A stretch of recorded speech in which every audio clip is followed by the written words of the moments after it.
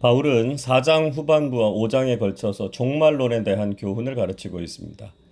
지금도 그렇지만 과거에도 예수님의 재림과 종말에 대해서는 잘못된 가르침이 참 많았습니다. 그래서 바울은 종말론에 대한 바른 신앙이 무엇인지에 대해서 소개하고 있습니다. 먼저 4장에서는 개인적인 종말, 즉 개인의 죽음과 부활에 대한 문제를 다루고 있습니다. 13절 보십시오. 형제들아 자는 자들에 관하여는 너희가 알지 못함을 우리가 원하지 아니하노니 이는 소망 없는 다른 이와 같이 슬퍼하지 않게 하려 함이라. 바울은 데살로니가 교인들이 자는 자들에 대해서 알지 못하기를 원하지 않는다고 말했습니다. 성경은 죽음을 잠으로 묘사하지 않습니까? 즉 육신의 죽음은 끝이 아니고요. 천국에서 다시 깨어날 잠이나 안식과 같다 이렇게 말씀하고 있습니다. 그러니까 그리스도인들은 육신의 죽음 앞에서도 소망이 없는 다른 사람들처럼 무작정 슬퍼하지 말아야 한다는 것입니다. 비록 인간적인 이별이 가슴이 아프지만 천국에서의 영원한 삶이 있기 때문에 위로와 소망을 경험하게 된다는 것이죠. 우리가 부활에 대한 소망을 갖는 근거는 무엇입니까? 14절 보시면 우리 주님 예수님께서 죽음의 권세를 이기시고 다시 살아나셨기 때문에 우리도 죽은 자들의 부활을 믿는 것이죠. 그러면 이미 죽은 자들은 어떤 상태에 있고 마지막 때는 어떤 일이 일어날까요? 사실 이 문제는 신학적으로 여전히 논쟁이 계속되고 있는 부분입니다. 일반적으로 먼저 죽은 자들은 중간 상태에 머물러 있다 이렇게 설명합니다. 이것은 죽은 후에 영혼이 낙원에 머물러 있고 육신은 땅에 묻혀서 마지막 때의 부활을 기다리고 있다라고 하는 것이죠. 그리고 16절이 이렇게 말씀합니다. 주께서 호령과 천사장의 소리와 하나님의 나팔 소리로 친히 하늘로부터 강림하시리니 그리스도 안에서 죽은 자들이 먼저 일어나고 강림이라고 하는 헬라어 단어 파루시아라고 하는 말은 예수님의 재림과 역사적인 종말을 지칭하고 있는 것입니다. 그래서 예수님께서 재림하실 때 죽은 자들이 무덤을 열고 일어나서 새로운 부활의 몸을 입고 영혼과 재결합을 한다는 것이죠. 17절은 이렇게 말씀합니다. 그 후에 우리 살아남은 자들도 그들과 함께 구름 속으로 끌어올려 공중에서 주를 영접하게 하시리니 그리하여 우리가 항상 주와 함께 있으리라. 그리고 그 뒤를 따라서 살아있는 사람들이 공중으로 들려 올림을 받게 되는 일종의 휴거를 경험하게 된다는 것이죠.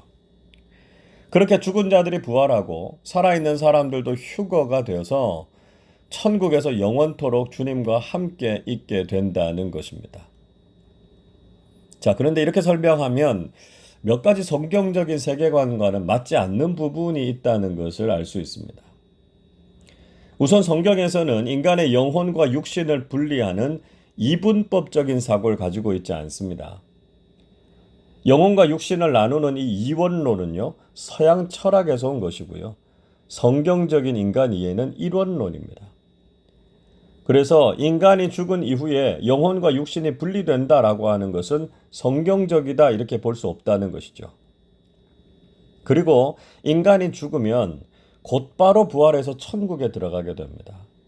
그래서 중간 상태에 머물러 있으면서 부활을 기다리고 있다라고 하는 것도 역시 논쟁이 되는 부분입니다.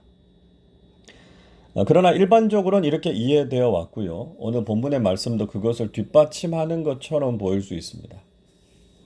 그런데 많은 현대신학자들은 오늘 본문의 내용을 지상에서 우리 인간이 보는 현상이다 이렇게 이해하는 것이 옳다고 설명합니다. 즉 죽은 자들은 이미 부활해서 하나님 나라에 있습니다.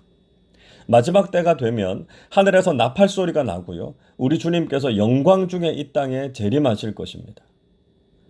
그리고 이미 부활해서 천국에 있는 성도들은 하늘에서 내려오는 것이 아니고요. 마치 무덤을 열고 일어나는 것처럼 보인다는 것이죠.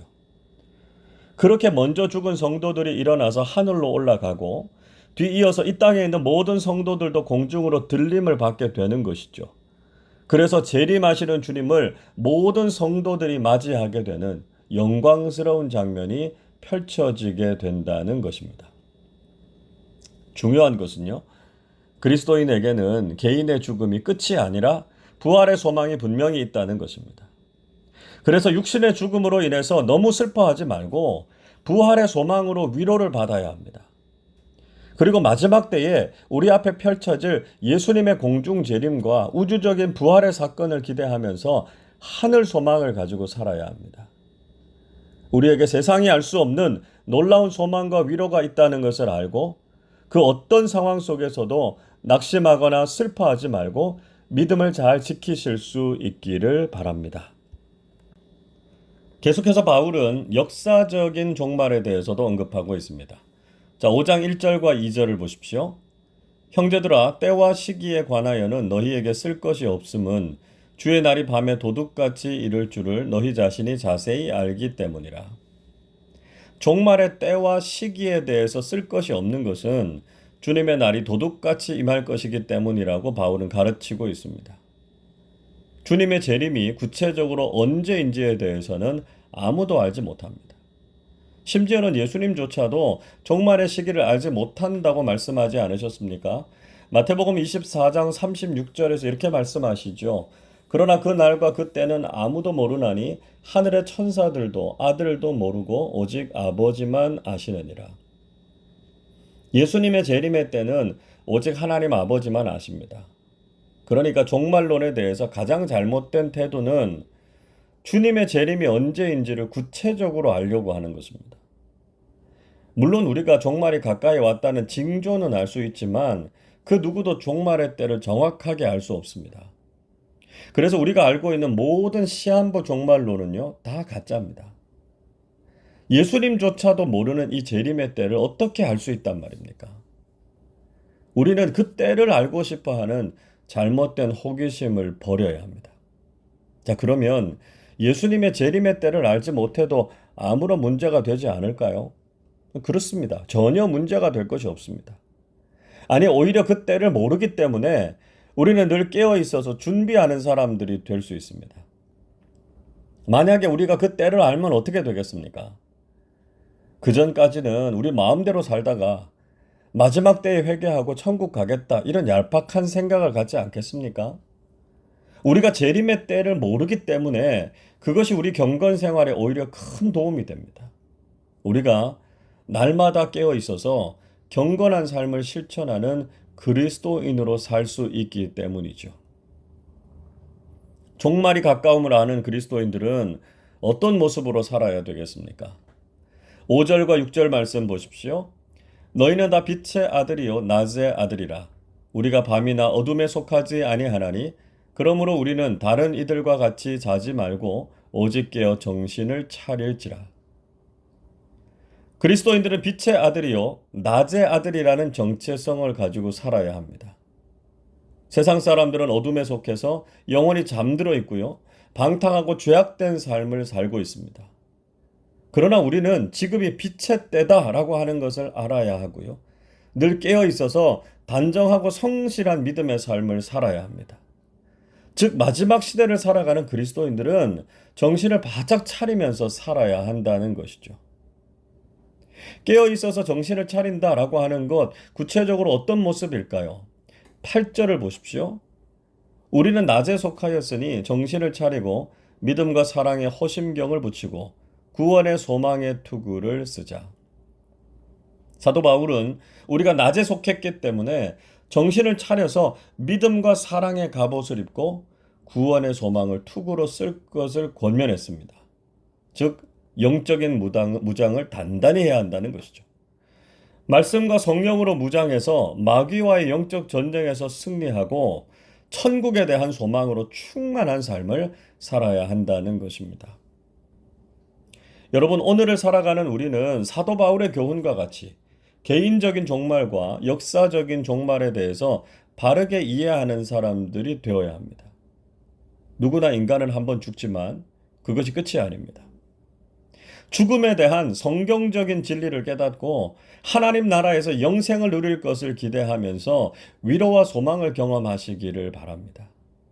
주님의 재림이 임박해 있음을 알고 영적으로 깨어 있어서 말씀과 성령으로 잘 무장하는 그리스도인들이 되시기를 바랍니다.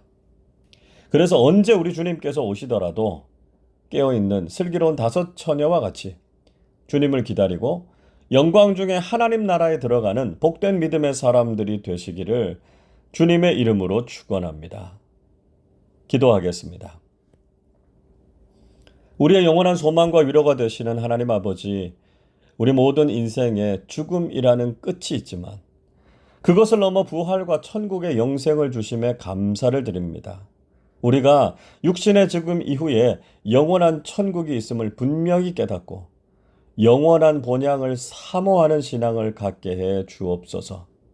언젠가 주님께서 재림하실 역사적인 종말이 다가오고 있음을 깨닫고 빛의 자녀들답게 늘 깨어 있어서 영적 싸움에서 승리하게 해 주옵소서. 최후의 승리를 기대하면서 오늘도 변함없이 믿음의 길을 걸어가는 우리 모두 되게 하여 주옵소서. 저희들의 삶의 상황과 형편을 하나님께서 아십니다. 모든 교우들의 삶에 있어야 할 것들을 채워주시고 하나님의 풍성한 은혜를 더해 주옵소서. 영과 육이 더욱 강건하고 우리의 모든 삶이 평안하게 하셔서 주님 안에서 살아가는 기쁨이 넘쳐나게 해 주옵소서. 질병과 삶의 어려운 문제들이 있을지라도 낙심하거나 불평하지 않게 하시고 주님의 도우심과 능력으로 잘 이겨내게 해 주옵소서. 우리가 가진 소망의 이유를 사랑하는 가족들, 우리 이웃들과 함께 나누게 하셔서 우리를 통해 구원의 은총 안으로 들어오는 사람들이 더욱 많아지게 해 주옵소서. 감사드리며 우리 주님 예수 그리스도의 이름으로 기도하옵나이다. 아멘.